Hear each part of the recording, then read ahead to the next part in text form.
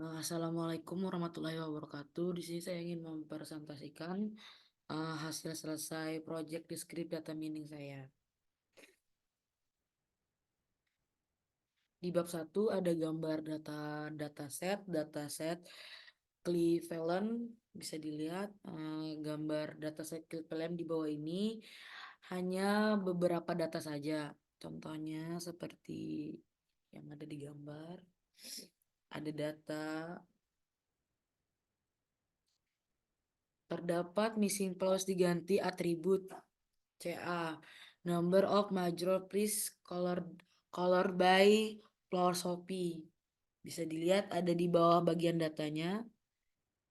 Ada di bagian statistis. Visualisasi dalam bentuk histogram adalah gambar di bawah ini. Bagian kedua dataset Hungaria.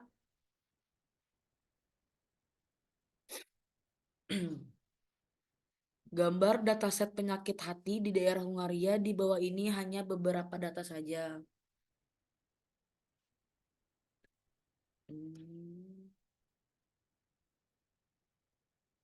Dataset Hungaria terdapat banyak missing values yaitu di bagian atribut CA number of major clusters color by 8%. Kemudian ada beberapa bagian atribut COL, serum kolesterol level, TRSSBPS, resting blood pressure, dan THL chat maximum heart rate atlet. Visualisasi melihat hasil data Hungaria dalam bentuk histogram. 3. Dataset Switzerland.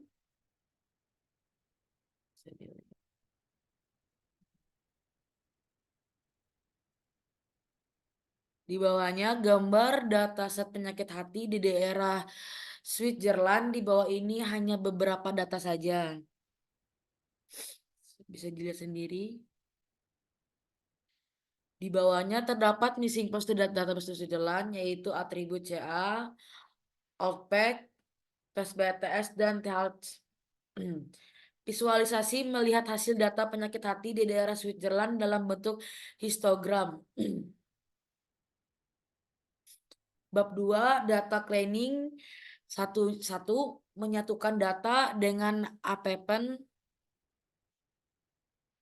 dari hasil dari penyatuan 3 data menjadi satu hasilnya di bawah ini.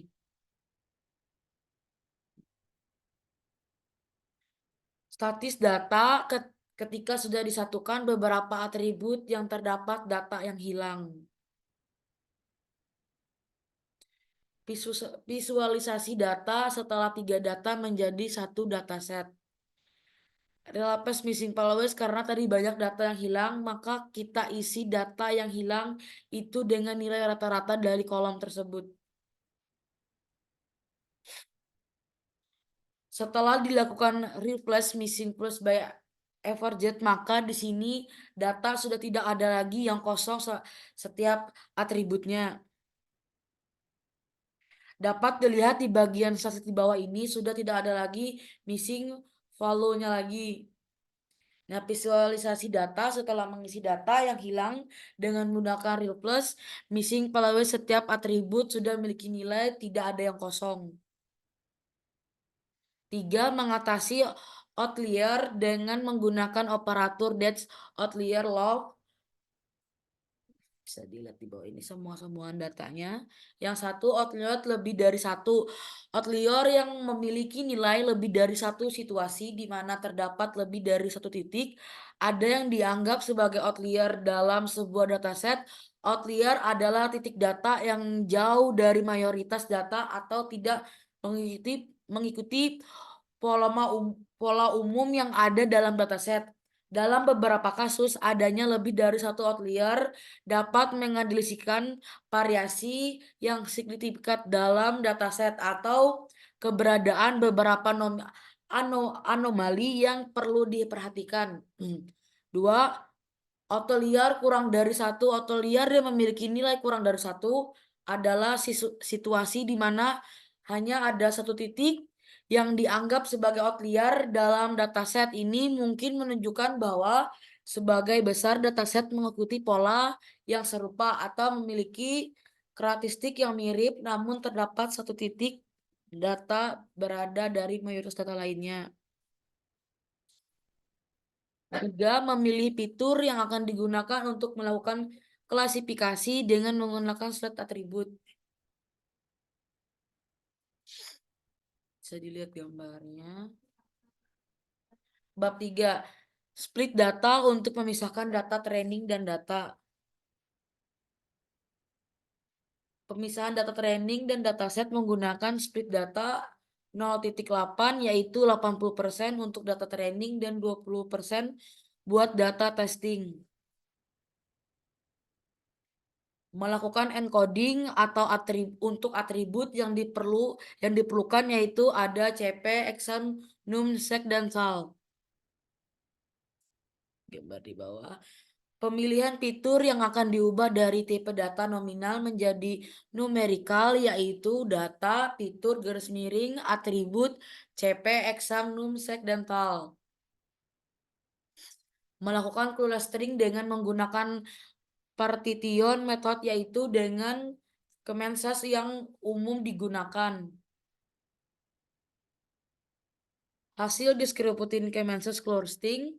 Kemenses di sini lain adalah algoritma clustering yang digunakan untuk membagi data menjadi cluster berdasarkan pola atau karakteristik yang ada dalam data. Jumlah cluster yang diinginkan harus ditentukan sebelumnya. Misal, jika Anda menginginkan 5 cluster. Cluster modalnya ada di sini. Cluster modalnya ada di sini. Karena K5 maka di sini terdapat 5 folder hasil clustering. Di sini sudah ada foldernya dari 0 sampai 4. Begini untuk grafik crowd akarnya besaran lingkaran menentukan sebuah banyaknya item pada akar klik dari perhatian di atas. Konteks dalam konteks K-Manchester string adalah titik pusat dari setiap cluster yang dibentuk oleh algoritma K-Manchester. Setiap cluster memiliki satu akatorit yang mewakili pusat dari cluster tersebut. Dalam ruangan fitur, secara matematis, conroid adalah rata-rata dari semua titik data dalam cluster untuk setiap atribut nilai. Kontret adalah nilai rata-rata dari nilai atribut semua titik data yang termasuk dalam cluster tersebut. Misalnya, jika Anda memiliki dua atribut, X dan Y, kontret cluster akan memiliki nilai X bar dan Y bar yang dihitung sebagai rata-rata nilai X dan Y dari semua titik data dalam cluster dalam konteks tabel. Jika Anda sedang melakukan kemas clustering pada dataset tabular, setelah algoritma kemas selesai, Anda akan memiliki tabel yang berisi kontraid dari setiap cluster. Setiap baris pada tabel ini akan mewakili kontrak dari satu cluster dan kolom-kolom akan mewakili nilai-nilai setiap atribut pada kontrak tersebut. Hasilnya di bawah ini.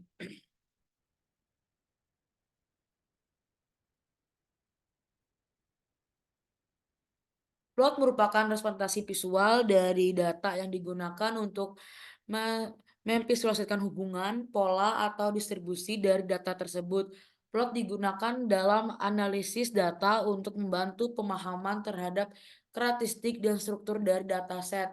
Di bawah ini adalah hasil dari plotnya. Data hasil dari clustering K5 untuk setiap baris data nantinya masuk ke cluster. Sesuai hasil yang didapatkan seperti dilihat di bawah ini, baris 1 masuk ke cluster 4, kemudian baris 2 masuk ke cluster 2 dan seterusnya. Cluster 0 sampai 4 atau 1 sampai 5 tergantung dari indikasi yang digunakan. Setiap cluster ini akan memiliki sekelompok titik data yang memiliki kemiripan tertentu dalam ruangan fitur. Cluster ini dibentuk berdasarkan pola-pola yang ditemukan oleh algoritma Kemansis dalam dataset Anda. Masing-masing cluster akan memiliki karakteristik sendiri yang bisa ditemukan dalam nilai-nilai atribut dan dari titik-titik data yang tergabung dalam cluster tersebut. Hasilnya 4. Mengukur performance hasil dari clustering.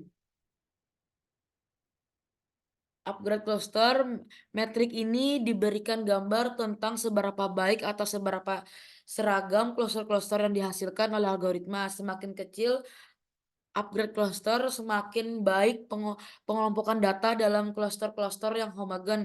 Nilai ini dihitung dengan menguasai jarak rata-rata antara titik-titik data dalam satu cluster tertentu.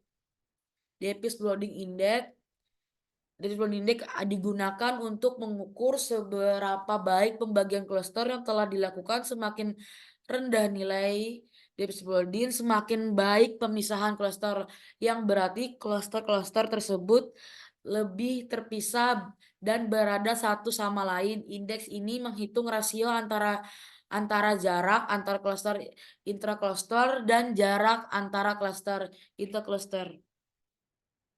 Sekian yang dapat saya presentasikan dari kelompok 1. Sekian, terima kasih.